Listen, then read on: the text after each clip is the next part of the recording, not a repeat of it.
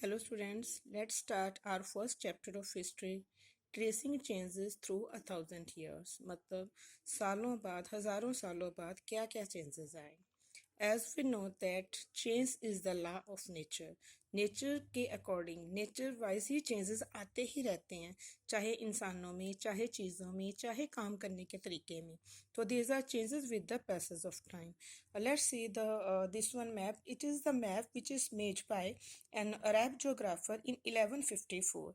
अल अदरीसी जो जोग्राफर था अरब का, उन्होंने 1154 में ये वाला मैप बनाया. अगर हम ध्यान से देखें तो ये इंडियन सब कॉन्टिनेंट का मैप उन्होंने बनाया है, but this map it is ये उल्टा मैप है. जैसे देखिए ये जो दिस वन जो है ये श्रीलंका है, तो ये वाला जो है वो कोस्टल एरिया है. अगर हम यहाँ से देखें तो ये कोस्टल एरिया है और ये श्रीलंका बताया गया, मतलब ये उल्टा मैप है. तो जो हमारा नेक्स्ट मैप है वो ये वाला मैप 1720 में एक फ्रेंच कार्टोग्राफर ने बनाया है. दिस वन मैप, ये वाला जो मैप है ये 1720 में फ्रेंच कार्टोग्राफर ने बनाया. अब देखिए with the passage of time map बनाने का तरीका टोटली डिफरेंट हो गया. और ये वाला जो मैप है, ये मैप जो है ये it is more familiar to us. ये हमें आजकल हम इसको इसके बारे में जानते हैं. ये इंडियन कॉन्टिनेंट का मैप है. तो आजकल के जो मैप हैं वो मोस्टली इस तरह के मैप होते हैं. तो ये वाले जो मैप हैं ये मोस्टली जो यूरोपियन सेलर्स या मर्चेंट्स होते थे वो अपने वॉयजेस के थ्रू टाइम पे ये यूज़ करते थे. वॉयज मतलब ये जो समुद्री यात्राएं होती थी उस टाइम पे वो ये वाला मैप यूज़ करते थे इंडियन सब कॉन्टिनेंट में आने के लिए.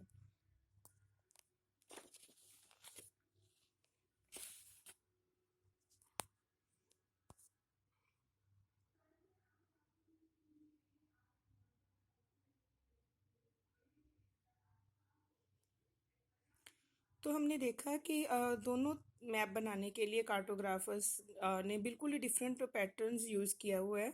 अब कार्टोग्राफर्स क्या होते हैं? The person who makes map. जो मैप बनाते हैं उनको कार्टोग्राफर बोला जाता है. When historians read documents, maps, text from the past, they have to be sensitive to the different historic backgrounds, the context in which information about the past was produced.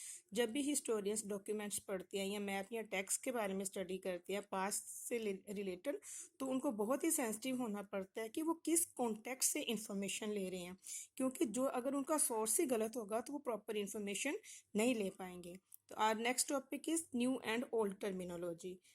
पुरानी और नई terminology मतलब पुरानी और नई टर्म्स में क्या different है.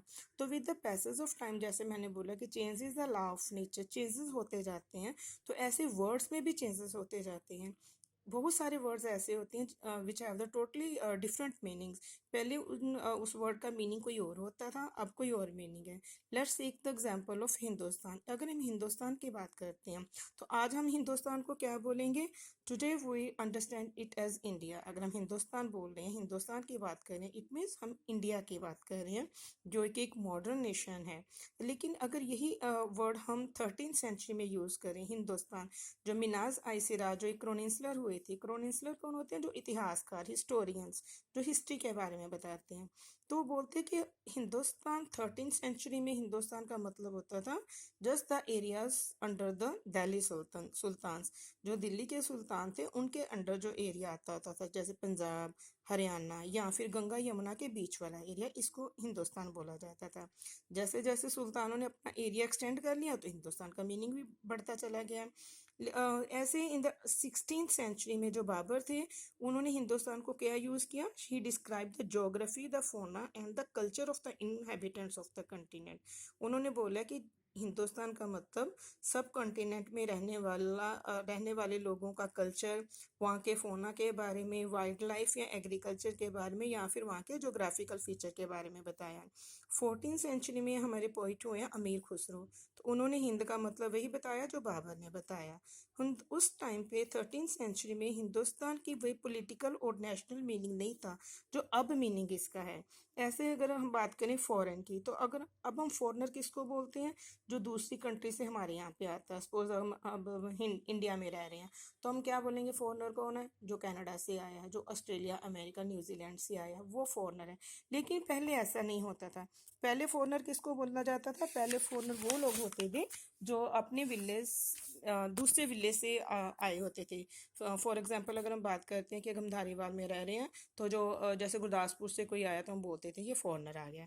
तो लेकिन अब ऐसा नहीं है, है ना। अब मतलब अब तो हम सिर्फ आउटसाइड जो दूसरी कंट्रीज में रहते हैं लोग, सिर्फ उन्हीं को फॉरेनर बोलते हैं। तो हमने देखा कि कैसे टाइम बीतने के साथ साथ फॉरेनर का मीनिंग टोटली डिफरेंट हो गया। अगर हम पास्ट के बारे में स्टडी करते हैं तो देखिए पहले फॉरेनर का मतलब कुछ और होता था, अब कुछ और है। तो इसलिए हमें बड़ा ध्यान रखना पड़ेगा, अगर जिस टाइम के बारे में स्टडी कर रही हैं उस टाइम पे उस वर्ड्स का क्या मीनिंग होता था। Next is historians and resources. ये जो हिस्टोरियंस ने हमें हमारे पास्ट के बारे में ये जो बताते हैं, तो ये इनके सोर्स कहाँ से ये इंफॉर्मेशन लेते थे। अब ये डिपेंड करता है कि उन्होंने क्या स्टडी क्या करना है। अगर गुप्ता डायनेस्टी के बारे में या हर्षवर्धन के बारे में स्टडी करना है तो ऑब्वियसली वो उस टाइम पीरियड के बारे के सोर्सेज निकालेंगे। लेकिन अगर सपोज करो जैसे इस बुक में हम क्या कर रहे हैं कि 700 से लेके 1750 के पीरियड तक अगर कोई इन्फॉर्मेशन चाहिए तो हमें इस बुक से मिलेगी। तो इससे हमने देखा कि कुछ ऐसे सोर्सेज थे जो कि कंटिन्यूली यूज़ होते थे। जैसे मोस्टली अगर हम पास्ट के बारे में स्टडी करना है तो हम कॉइन्स या इंस्क्रिप्शंस या टेक्सचर रिकॉर्ड्स पे डिपेंड करते हैं। तो कुछ ऐसे होते हैं जो टाइम के अकॉर्डिंग चेंज होते जाते हैं। जैसे अगर हम 13th सेंचुरी की बात करते हैं, उस टाइम पे क्या हो गया कि पेपर बहुत चीप हो गया और इजिली अवेलेबल हो गया। अब इजिली अवेलेबल होने की वजह से क्या हो गया कि लोग जो थे वो उन्होंने पेपर यूज़ करना शुरू कर दिया टेक्स्ट लिखने के लिए। जो रिलीजियस बुक्स वगैरह लिखनी है या जो रूलर्स के बारे में लिखना है या फिर जो सेंट्स थे उनकी टीचिंग्स के बारे में लिखना है या अगर कोई जुडिशियल रिकॉर्ड रखना है तो वो पेपरों पे उन्होंने पेपर वर्क पे उन्होंने रखना शुरू कर दिया, टेक्स्ट की बुक फॉर्म में रखना शुरू कर दिया। तो जो रिटन वर्क में रिकॉर्ड रखा जाता है that will be known as manuscripts. एक मैन्यूस्क्रिप्ट्स होते हैं, एक इंस्क्रिप्शंस होते हैं। तो मैन्यूस्क्रिप्ट्स क्या होते थे, जो रिटन फॉर्म में रखा जाता है, जैसे बुक्स वगैरह के फॉर्म में जो भी रिकॉर्ड रखा जाता था। अब जो बुक्स की फॉर्म में रिकॉर्ड रखा जाने लगा तो उनको लाइब्रेरीज में या आर्चिव्स में स्टोर करके रखा जाने लगा। तो मोस्टली ये जो वेल्दी पीपल होते थे या रूलर्स हो गए या फिर टेम्पल्स में या मोनेस्ट्रीज में इन चीज़ों को रखा जाता था। तो अब आर्चिव्स क्या होती हैं, वो प्लेस जहाँ पे डॉक्यूमेंट्स या मैन्युस्क्रिप्ट स्टोर करके रखे जाते हैं ताकि वो हिस्टोरियंस उसको यूज़ कर सकें। बट इनको यूज़ करना इतना इजी नहीं है, बहुत डिफ़िकल्ट होता था। द रीज़न इज़ कि उस टाइम पे प्रिंटिंग प्रेस तो होती नहीं थी। सो स्क्राइब्स होते थे जो इन मैन्युस्क्रिप्ट्स को हाथ से कॉपी करते थे। स्क्राइब्स क्या होते हैं, जो किसी भी रिटन फॉर्म को कॉपी करते हैं। जैसे सपोज करो if anyone is absent, any student is absent from the school one day, तो क्या था, हम बच्चों को बोलते हैं आप दूसरे बच्चे की कॉपी लेके तो कॉपी कर लो, काम कॉपी कर लो। तो ऐसे क्या होता है कि अगर एक बच्चे ने काम काम किया, उससे एक दो गलती उससे हो गई है। अब जिसने कॉपी करना है एक दो गलती उससे भी हो जानी है, उसी कॉपी से आगे तीसरा बच्चा कॉपी करेगा, एक दो गलती उससे भी हो जाएगी। ऐसे करते करते करते करते एंड तक कितनी सारी मिस्टेक्स जो होती हैं वो हो जाती हैं। तो यही प्रॉब्लम्स आती थी रिटन फॉर्म में, क्योंकि उस टाइम पे प्रिंटिंग प्रेस नहीं होती थी। तो जो एक ओरिजिनल मैन्युस्क्रिप्ट्स होती थी उसी को आगे कितने सारे स्क्राइब्स जो होते थे वो कॉपी करते होते थे। तो उससे क्या होता था कि लास्ट टाइम तक आते आते मैन्युस्क्रिप्ट्स में कितने सारे चेंजेस आ जाते थे।